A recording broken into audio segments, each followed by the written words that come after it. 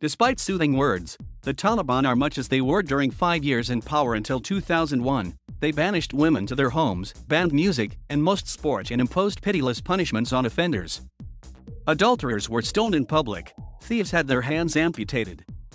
Criminals were hanged for all to see. Anything that didn't fit their austere interpretation of Sharia was a target. They blew up the centuries-old Buddhas of Bamiyan because they saw art that depicted the human form as an affront to God. Claiming popular roots, the Taliban's spokesman said on August 15 as the group moved into Kabul that they might have surprised the world but not themselves because we have roots among the people. In their southern heartlands and among small farmers, this is true. In the cities, and especially Kabul, less so. For all the corruption and nepotism of US-backed governments in Afghanistan, the health, wealth, and education of Afghans improved by almost every metric in the 20 years since the Taliban were last in power. A vibrant independent media expressed a wide range of views, private universities flourished. A whole generation of Afghans tasted freedom. As they surged from one province to another, the Taliban floated the possibility of a more tolerant reincarnation. The word inclusive tripped from their spokesman's lips. They let most soldiers go home rather than kill them. They promised amnesty for all adversaries. And in the days after they ousted the previous government, there was a big show of talking to former President Hamid Karzai and former Chief Executive Abdullah. There were tribal gatherings in Kabul. The reality has looked very different.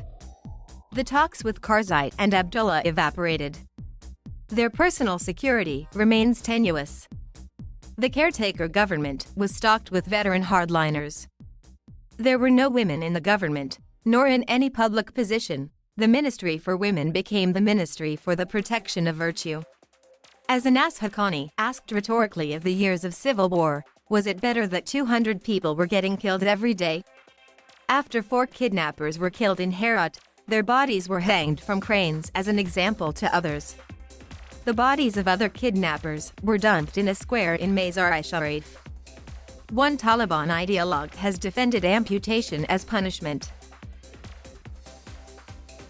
The thieves may be disappearing, but ISIS is evidently not. IS Khorasan, which sees the Taliban as an apostate regime, has carried out attacks in Jalalabad, Kabul, and Kunduz since the Taliban came to power, with the aim of showing that the Taliban can't provide security and is soft on minorities such as the Shia. IS Khorasan has no such qualms, as last Friday's attack on a Shia mosque in Kunduz shows. The Taliban's reputation for bringing peace and security will depend on their ability to cripple IS Khorasan, a group that has defied intense efforts to destroy it over the last 5 years. They have also promised an end to corruption, claiming the US had handed over the reins of power to the great thieves and corruptors, who bullied and levied royalties on sellers and farmers. Simply put, their worldview is diametrically opposite to those of Western democracies. So complete was the Taliban's military victory that they have little incentive to compromise, nor bargain with Afghanistan's warlords. They have moved quickly to snuff out dissent, whether from social activists, rebels in the Panjshir Valley, or Salafists who practice Islam differently from the Taliban. But the group is not a monolith. The lengthy internal debate over the formation of a government exposed disagreements, while festering tensions between pragmatic political leaders and doctrinaire military commanders are being won by hardline militarists. 2 months after they entered the presidential palace, the evidence suggests that it's not a Taliban 2.0 that is running Afghanistan so much as a Taliban 1.1.